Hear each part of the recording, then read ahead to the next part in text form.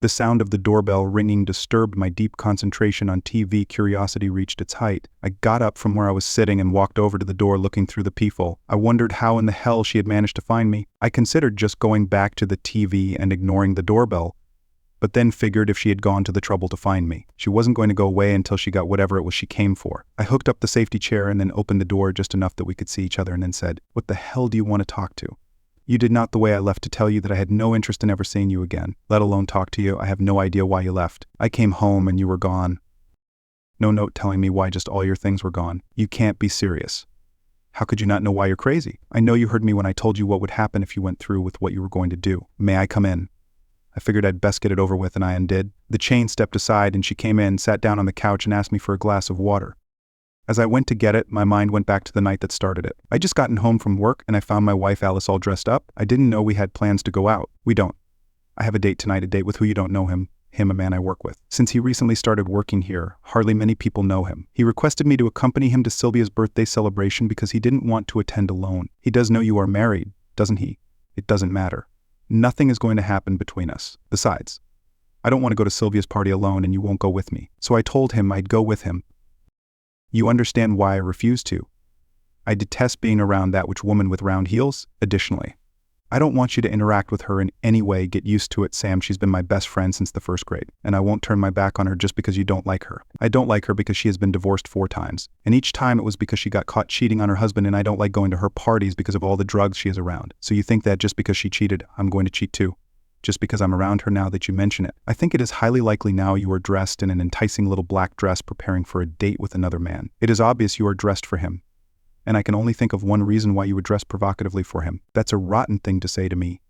No, it isn't. What did you wear to the last 2 parties at Sylvia's? I'll tell you in case you have forgotten. You wore slacks and a blouse to one and jeans and a sweater to the other. There isn't any doubt in my mind as to why you are dressed like you are for this party. Sylvia has finally talked you into trying someone else. I know from snippets of conversation. I've overheard that she has been after you to join in her screw parties for years. I guess she has finally gotten what she's been after. You're wrong. It isn't like that. Easy enough to prove me wrong. Don't go stay here with me. I can't. Tom is counting on me and he is more important to you than I am. All I can say, Ellis, is that if you go, you are kissing your marriage. Goodbye. Don't be ridiculous. This won't hurt us at all. Don't wait up, she said, as she headed for the door. Goodbye, Alice, I said as she walked out the door. I think she heard the finality in the way I said goodbye, and she hesitated for a second or two and then she was gone. Did I overreact? I didn't think so. I was good friends with a lot of the guys in Sylvia's circle, and from them I had learned all about what happened at Sylvia's parties. After the people who didn't care to participate had gone, they turned into screw parties. I learned that while Alice didn't take part, she did stick around and watch. I also heard about Sylvia telling Alice to forget about that fundy-duddy you were married to and join in. You know you want to, and that Elise always answered that. Yes, she did want to, but wouldn't unless I joined in. My joining in was never going to happen. I'd spent countless hours trying to talk Alice into breaking away from Sylvia and to stop going to her parties, but I could never make it happen because of that BF relationship. I spent a good part of the evening wondering what I should do. I was thinking divorced, but I really didn't know that Alice would cheat on me. But could I live with her giving her to hell with you? Sam, I'm going attitude. I'd had 7 of what I thought were great years with her. The only bad was her constantly spending time with Sylvia, whom I just could not stand. She was trash as far as I was concerned. And Alice knew it. One might ask why if I knew so much as I did about the goings-on at Sylvia's. I didn't just confront Alice. The answer to that was simple, at least to me. I had to know if Alice would cheat on me if she was of a mind to cheat. And I confronted her about Sylvia's parties and her stated desire to join in. Would she just pull back from Sylvia's parties and do it somewhere else at a different time and place? I might never know if she did it some other time and place, but if she did do it at Sylvia's, there were people I knew who would tell me I still hadn't made up my mind on what I was going to do. When I went to bed, the ringing of the bedside phone woke me up. And as I sat up, I saw the time on the alarm clock and I wondered who would be calling me at 1 a.m. Hello, idiot. Did I wake you up? What do you want Sylvia just calling to let you know your wife has finally found herself a real man? What the hell are you talking about? Just what I said. Alice has found herself a real man, a man who can give her what she really needs here. Just listen in reluctantly. As the sounds of intimacy filled the airwaves, and then I heard, "Oh God, yes, take me, please, please." Hard the voice was the voice of my wife. I hung up the phone. 30 seconds later it rang again and I knew who it would be, so I picked up the handset and dropped it on the floor. One of the good things about living in an apartment is that you don't accumulate a lot of stuff because you have no place to put it. I had all that I wanted packed and out in the truck in just over an hour. I was in a motel by 3 and at the bank when the doors opened at 9. I cleaned out all the accounts and then drove over to my job. Told Jake I was quitting without notice and why he said he understood cut me my final check. helped me load my tools, told me I could give him as a reference and wished me well. My phone had been ringing since 7 and all the calls were from Alice. I finally turned it off and made a mental note to get a new number. Then I changed my mind. I didn't know if Alice could get the new number out of our cell phone provider or not. I decided to pitch the phone in the trash can and buy a track phone at Walmart. I didn't need to do anything with credit cards since Alice and I didn't have any joint cards. She had 2 in her name and I had 3 in mine. By 10 I was on the road to a destination I hadn't yet decided on. All I knew was that it had to be miles and miles away from Alice. I finally landed up in Castle Rock, Colorado. I found a job in my field and settled in to start my new life. If there was a divorce, Alice would have to go for it. If went for it, she would know where I was. After a year, she could use abandonment as a reason. The only drawback to that is that I would never know. But then it really didn't matter because I had no plans on ever getting married again. The next 2 years went by and life was good. I had dated some and had a friend with benefits, and now this. I know you heard me when I told you what would happen if you went on that date. You ignored me, left on that date, and I did what I said I was going to do. How did you find me? A very expensive private detective. Why did you bother? You are my husband, the whither thou go thing, and that kind of stuff. How did you come up with the money to pay a very expensive private detective on his secretary's wages? I sold the house. What house? The one I was awarded in the suit. I started to ask what suit in what house, but caught myself. It just didn't matter. Well, you wasted your money and the time it took you to get here because we are done. You did just what I knew you were going to do when you walked out on me to go to that party, and don't bother wasting your time trying to tell me nothing happened. Your witch best friend called me at 1 in the morning and then held the phone to where I could listen to what was going on. You, oh God, yes, take me, please, please. Heart came through loud and clear and said it all. She was successful. Maybe I ought to have pursued retribution with greater vigor. I guess I need to tell you what happened since you weren't there to see or hear about it. I did not go to that party to get screwed. It was the farthest thing from my mind, I guess. Maybe I did overdress for the party, but Sylvia asked me to for some reason. She didn't like Todd or so, she said, but she couldn't tell him not to come to the party because it was an open invitation to everyone in the office. She asked me to dress revealing and let him think he was going to get lucky. I liked dressing up, and so I did. Todd did take one look at me and think he was going to hit the jackpot that night. He stuck to me like he was glued to me, almost like he was afraid that if he wasn't near, someone else might get me. It was a fun party.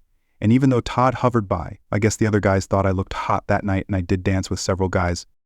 Just as the party was breaking up, I started feeling dizzy and lightheaded. Sylvia told me she thought I'd had too much to drink that night, and she had me lie down in one of her spare bedrooms. I don't know how or when it started, but I slowly became aware that I was being made love to. I thought I was home in bed with you until I heard someone say, "Hurry it up, will you?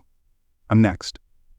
I looked around and saw Sylvia along with Todd and Ben Grady. I saw several other guys standing around without clothes. One of them, apparently the guy, was supposed to be next. You know me, Sam, you know how I get when we make love. I lose it. I become a mere vessel of pleasure. I don't know how many did me before I passed out. I woke up the next morning next to Bob Flanagan. He was leaning on an elbow looking at me. I saw the look on his face and asked, "Just never thought you would cheat on Sam. Glad that you did, though. Hope to see more of you." I promptly slapped him across the cheek, got dressed, and headed to the hospital. I told them that I thought I had been given a date drug. They did the testing and found traces of Rohypnol and ecstasy in my blood, and then they called the cops. While waiting for the police, I tried calling you but got no answer. I found out why I couldn't reach you when I got home and found you gone when the police talked to me. I told them what I knew and what little I remembered. The first one they talked to was Flanagan, and he told them he had no idea. I was drugged, and he thought nothing of taking me because that is what always happened at Sylvia's parties, and I knew it and had even stood around and watched. He said he figured that I had finally decided to give it a try. He gave them the names of all the men he knew of who had done me that night. The police thought that Todd had to be part of what happened to me that night, and when they leaned on him, he rolled over and told them it was all Sylvia's doing.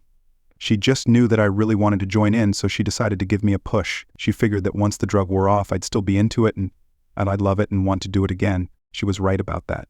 I did love it. But where she ducked up was she didn't pay any attention to the fact that I'd told her over and over again that I would not join in without you. You had to be on board with it or I wouldn't do it. Once I was done with the hospital and the police, a policeman drove me home and I found out why I never got an answer. When I tried calling you, I broke down and cried for 2 days, and then I got an attorney and sued everyone who had been at that party and who had done me up. Most of the suits were thrown out because they all said the same thing. Flanagan had said, but the suits against Sylvia and Todd were valid because the 2 of them had conspired against me. I won my suits, but Sylvia had nothing but her house, so I was asked if I would settle for it. She still owed 30,000 on it, but with what I got from Todd, I was able to pay it off, and then I sold it. Once I had the money from the sale of the house, I hired the private detective, and here I am, and you wasted your money on the PE. And the time it took you to get here for what to get us back together. I love you and belong with you. You would have been smart to have spent your money on an attorney to get you a divorce. You could have used abandonment as grounds. I don't want a divorce. Sam, what you want or don't want doesn't matter to me anymore. Alice, I didn't do it willingly. Sam, I was drugged, but you did willingly walk out the door. Even though I told you if you walked out that door, you were kissing your marriage goodbye. Well, you ignored what I said and walked out that door again. The way I left should have told you that you would be wasting your time and money to get here. I have to be here if I'm going to put us back together. You aren't paying any more attention to what I'm saying now than you did on the evening you walked out on me. Pay attention. Alice, I don't want you. You can't put us back together because I do not emphasis on the do not want to get back together with a woman who could do what you did. Damn it. Sam, can't you understand that I did not do it of my free will? I was directed. You are the one not understanding things. Alice, it isn't what happened at Sylvia's, although I did expect it to happen and I warned you it was likely to happen. It is what you did before you walked out the door to go to Sylvia's. It was the total disrespect for me. You showed before leaving for your date. You don't be ridiculous. Sam, this won't hurt us at all as you walked out that door to go on a date with another man killed Nez. That could have been now. Please leave. I need to get ready for dinner. I'm hungry. I'll eat with you and we can talk. I'm going to convince you that you are wrong when you say we can't put things back together.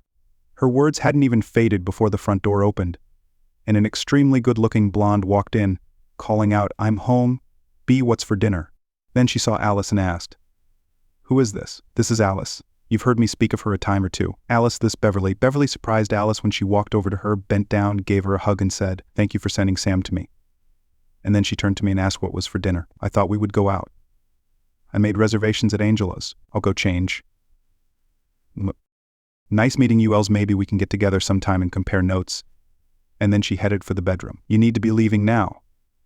Alice, I have to change for dinner. Does she know you are still married? She does. You need to let her know I'm going to fight for you. Sam, get real, Alice, for you to fight for me. You would need to spend time with me.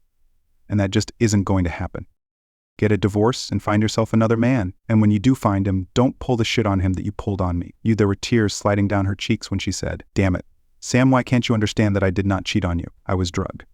So what, you had to be there in order to be drugged? And that is the point I told you not to go. I told you when you opened the door to leave that if you left, you were kissing your marriage. Goodbye. You ignored me. You left marriage over. Simple as that. Now please leave. I have a dinner date to get ready for. I'm not going to divorce you, Sam, and you need to let your girlfriend know that. She is never going to be able to marry you. She can't marry me. She's already married and in the same boat I'm in. Her husband won't give her a divorce and she won't waste the money trying to get one. I'll go, but I'm not going far. I can't get you back long distance, so I'm moving here. I'm going to get you back. No, you aren't, Ellis. I've already said this several times and you need to get it through your head that I mean it. I do not want you now. Go. She was crying, but she left. Bev came into the room and she looked radiant. Why aren't you ready? You decide not to go. No, just took longer to get rid of her than I thought. She gone for good should be. I let her know in no uncertain terms that I wanted nothing to do with her. That's good because I do not intend to let you get away from me. I smiled at that and said, Give me 10 and I'll be ready to go. What's your opinion about? Thanks for joining us in our stories where revenge is served.